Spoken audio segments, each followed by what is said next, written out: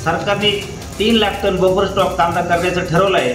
त्यामध्ये नाफेड NCCFचा जो काही कांदा खरेदीचा बफर स्टॉकची आता सुरुवात होणार आहे, त्यामध्ये 1.5 लाख टन नाफेड व 1.5 लाख टन NCCF या 2 संस्थांकडून खरेदी केली जाणार आहे। परंतु आता मे महिना उजाडला तरी प्रत्यक्षात कुठल्याही प्रकारे नाफेडचा बफर स्टॉकची खरेदी सुरू झालेली नाही आणि ही खरेदी आता जर करायची असेल तर ती अति तातडीने सुरुवात करून थेट राज्यातील बाजार समित्यांमध्ये शेतकऱ्यांचा कांदा लिलावाद्वारे घ्यावा, जेणेकरून स्पर्धात्मक परिस्थिती निर्माण होऊन शेतकऱ्यांना अधिकचा दर मिळेल आणि आता जे कांदा विक्रीतून नुकसान होते ते थांबण्यास कुठेतरी मदत होईल।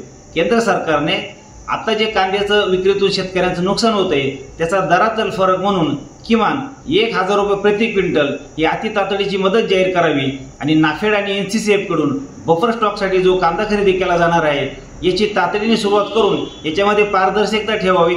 मागील 4-5 वर्षांमध्ये जो काही गैरव्यवहार झाला तो आता होऊ देऊ नये याची दक्षता काळजी सरकारने घ्यावी।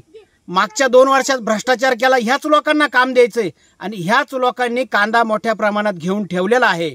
फक्त कांद्याचे बाजार वाढले का मग नाफेड आणि NCCFचे पोर्टल चालू होतील आणि जो कमी भावात घेतलेला जो कांदा आहे 5 आणि 7 रुपयामध्ये हाच कांदा परत सरकारच्या माथी मारून करोडो रुपयाचा भ्रष्टाचार करतील।